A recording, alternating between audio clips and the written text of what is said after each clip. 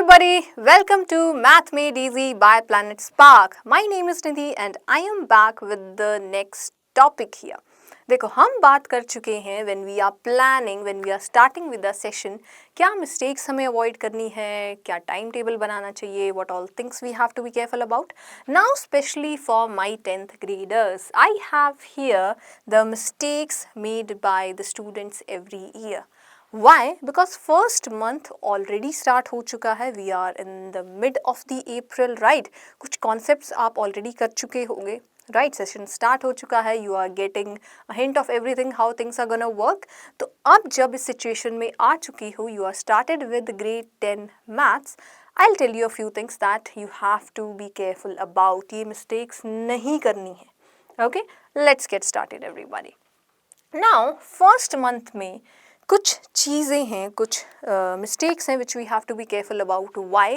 ताकि वो एंड में जाके प्रॉब्लम ना बने. Right? What do we want? The right start so that सब कुछ सॉर्टेड रहे एंड तक.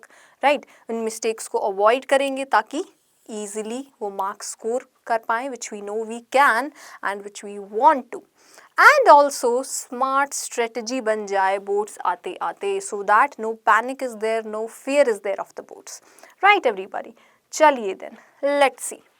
Now, what you do now will be reflected in your board results everybody. Right? Starting से ही जो करेंगे, from the first day I am saying consistency more than intensity. तो starting से जो कर रहे हो that will reflect in your results. Last के 2 महीने में बहुत कुछ change नहीं हो जाएगा. Right? So we have to build the first month the foundation there. Foundation starting से ही build करके चलेंगे. Because अगर weak start होगा तो बाद में struggle करनी पड़ेगी obviously. Right? And strong basics होंगे तो easily sail through करेंगे throughout the year और revision भी होगी easy. Because we all know most topper they don't just study more, they start right. तो ये फर्स्ट फ्यू मंथ्स जो हैं इनमें कुछ आदतें बना लो, कुछ मिस्टेक्स अवॉइड कर दो and everything will be easy for you.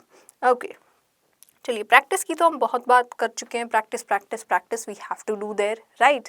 Because maths है, प्रैक्टिस करनी पड़ेगी. So first mistake everybody that you all make is beginning से ये पब्लिकेशन कर लेते हैं, ये बुक कर लेते हैं, these are the question we should do, ये PDF डाउनलोड कर ली है टेलीग्राम से, यूट्यूब में this is the play list, we all start with that. ये नहीं करना है. First and foremost most important thing is NCERT. So biggest mistake हुई ignoring NCERT everybody. Right? Never never never do that. NCERT आपकी Holi book है, आपको NCERT finish करनी ही करनी है सबसे पहले. That is the base for everything. So different guides, coachings और अलग स्टडी मटेरियल की बजाय सबसे पहले NCERT पे फोकस करो. सारे इन टेक्स्ट क्वेश्चंस, पॉइंट्स जो मेंशन हैं, जो भी कीवर्ड्स यूज़ किए हैं उन पे फोकस करो. एग्जाम्पल्स और क्वेश्चन सॉल्व करो. जब NCERT हो जाए then move on to other books for revision and for practice. Okay, examples और in text question बिल्कुल भी skip नहीं करने हैं, right?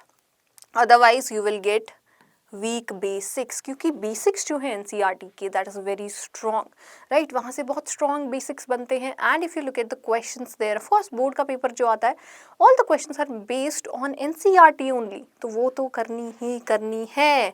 Each question you have to solve there, important questions repeat करने हैं. 70 to 80% का pattern you know is based on NCERT only. सब कुछ वहीं से मिल जाएगा. तो जब पता है वहाँ से आना है तो क्यों भागना है दूसरी पब्लिकेशंस की तरफ, राइट एवरीबॉडी?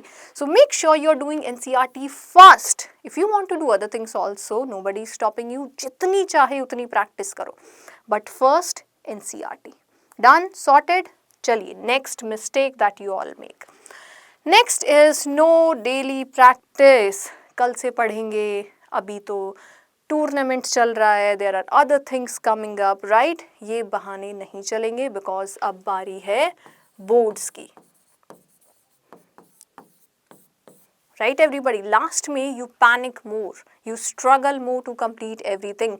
सो कंसिस्टेंटली डेली पढ़ना है, थोड़ा थोड़ा ही सही, जितना हो पाए उतना in the situations. Otherwise plan properly कि these are my targets and this I have to fix there. Okay कल से पढ़ेंगे माइंडसेट बिल्कुल भी नहीं चलेगा, just watching lectures and no solving भी नहीं चलेगी जैसे कि अब तक कर रहे थे। एक बार क्वेश्चन सॉल्व किया, नेक्स्ट टाइम रिवाइज करना है या उसी कॉन्सेप्ट को अदर तरीके से we are going to do there, तो we just watch it, copy खोली, राइट, देख लिया, ओके ये these are the questions, revision done. No, जब तक पेन नहीं चलेगा revision is zero, right? Understand this, always sit with a pen and paper while you are solving questions.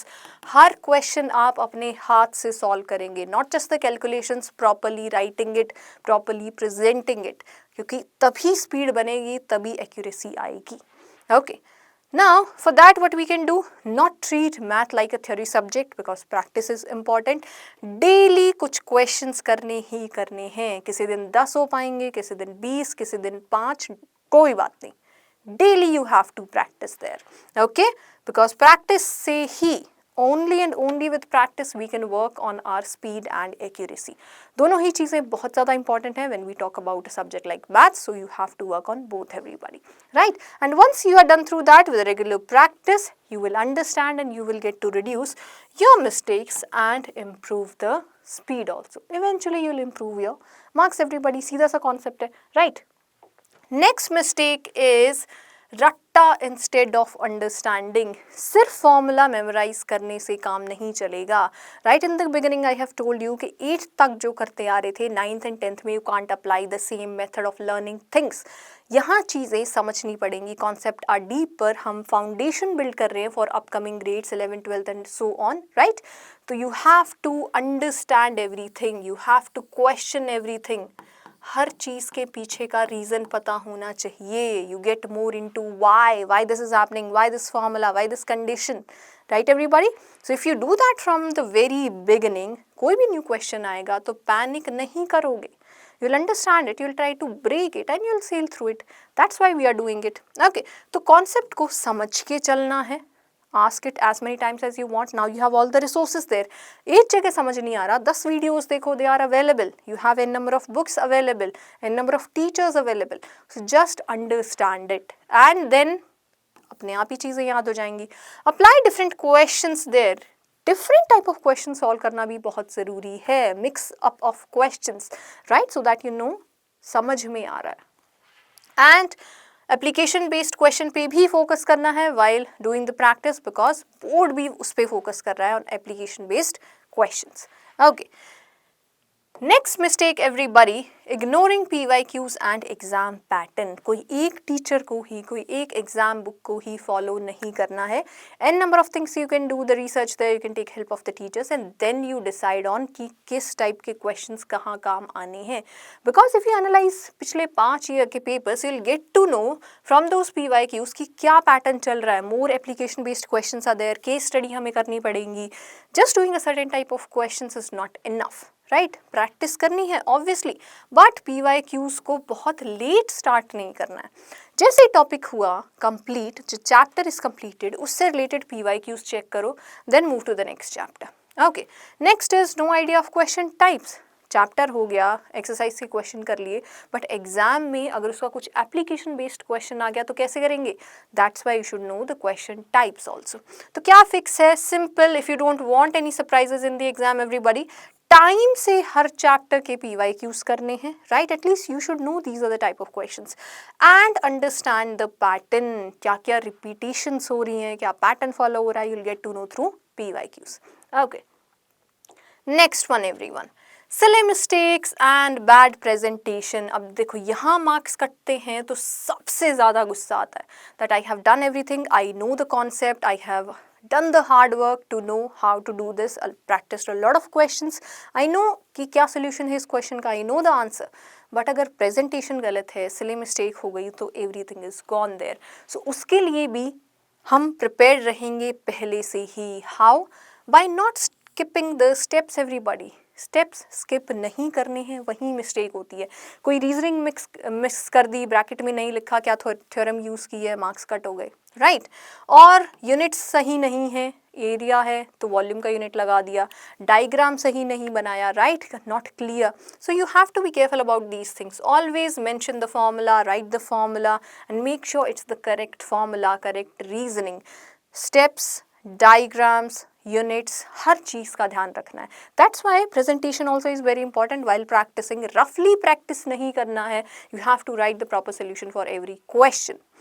And then अगर steps clearly shown है, neat work है, unit सही है, तो ऑब्वियसली मार्क्स अपने आप मिलेंगे. You know step wise marking is there, right everybody. So if the presentation is correct, silly mistakes नहीं होंगी. You can see everything clearly कि मैंने गलती से कहीं कुछ लिख तो नहीं दिया, right. That's why it is very very very important. CBSE boards में you know step marking is there everybody.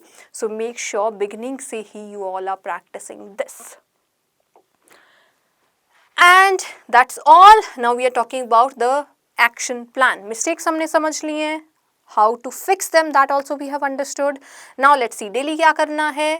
Maybe up to 1 hour is more than enough to study maths daily, right? उसमें जो concept किया है, नया concept समझा है, and पुराना revise करेंगे, क्वेश्चंस प्रैक्टिस करेंगे. वीकली एक चैप्टर सॉल्व करेंगे और उसके PYQs, right. And formula notebook और रिविजन नोटबुक और एरर लॉग हमेशा अपने साथ रखेंगे. And it will be done everybody. Boards बहुत ही ईजिली सेल होंगे.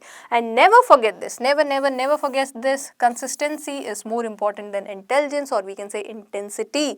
सो consistently you have to follow all these steps and avoid the mistakes, and that will be all.